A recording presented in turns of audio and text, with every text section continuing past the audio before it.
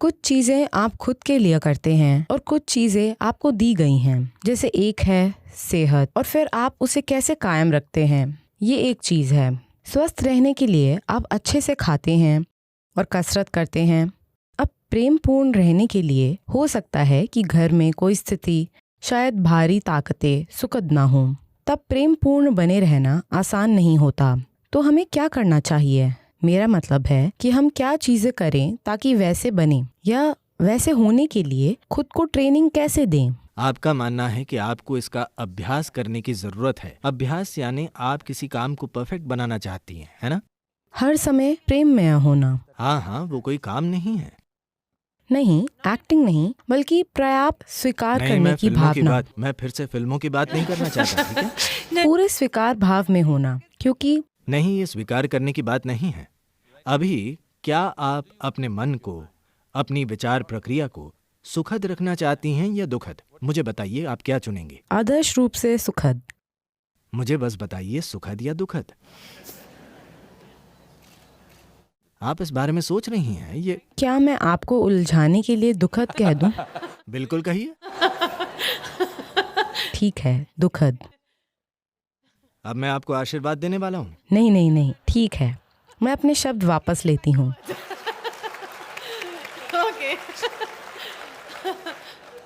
किसी भी इंसान का खुद के लिए चुनाव निश्चित रूप से सुखद होगा, है ना? शरीर, मन, भावना, हर चीज और आसपास का माहौल भी उन्हें आप सुखद चाहते हैं। तो ये सुखद क्यों नहीं है? आसपास का माहौल कई चीजों की वजह से सुखद नहीं होता। अगर आपके विचार और भावनाएं सुखद नहीं हैं तो वजह सिर्फ आप हैं, है ना? हाँ। आसपास का माहौल पूरी तरह से मेरे काबू में नहीं है। तमाम ताकतें मौजूद हैं, हमें उन्हें संभालना होता है, हमें उनमें हेर फेर करनी होती है। हम हमेशा अपने आसपास हर चीज में सफल नहीं होते।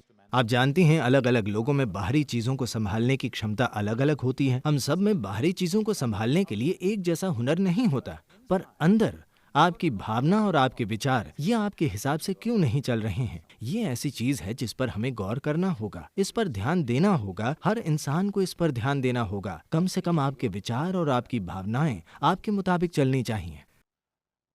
ये कुछ ऐसा है, एक दिन एक महिला सोने गई। नींद में उसने एक सपना देखा। सपने में उसने देखा कि दूर कोने में एक नौजवान आदमी खड़ा है और फिर वो करीब और करीब और करीब आने लगा। वो इतने पास आ गया कि वो महिला उसकी सांसें महसूस कर पा रही थी। वो सिहर उठी, डर से नहीं। और फिर उसने पूछा, तुम मेरे साथ क्या करोगे? उस आदमी ने कहा, देवी जी, यह आपका सपना है।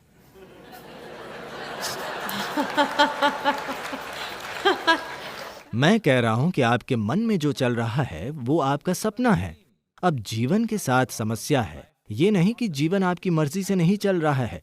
समस्या ये है कि आपका सपना भी आपकी मर्जी से नहीं चल रहा, ये समस्या है। मैं कह रहा हूं, कम से कम इसे ठीक करें, कम से कम सपना अपनी मर्जी से चले। अगर आप वैसे सपना देखते होते जैसे आप अभी चाहते हैं तो आपके विचार और आपकी भावनाएं सुखद होंगी, है ना? दुनिया को ठीक करना अलग चीज है, वो अलग खेल है।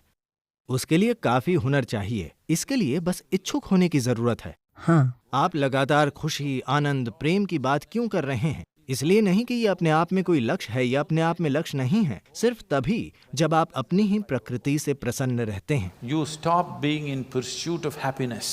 तभी आप खुशी को खोजना बंद करते हैं। आप अपने आप ही खुश हैं। आपको खुशी महसूस करने के लिए कहीं जाना नहीं होता। आपको खुश होने के लिए कुछ करना नहीं होता। बस यहाँ बैठकर ही आप बहुत सुखद महसूस कर रहे हैं। अब आप जीवन को वैसे देखेंगे जैसा वो है, वरना आप एक अंतहीन दौड़ हैं। अपनी खुशी को खोजना जीवन भर चलता रहता है, मौत आने तक आप इसका पीछा करते रहते हैं। इसका क्या मतलब है? इसका मतलब है कि आप एक नाकामयाब इंसान हैं। अगर आप 5 साल की उम्र में खुशी खोज रहे हैं तो मैं समझ सकता हूँ। जब आप 5 के थे तो आप अपनी ही प्रकृति से खुश थे। जब आप 50 के हैं, आप खुशी खोज रहे हैं। ये नाकामयाबी की कहानी है ना?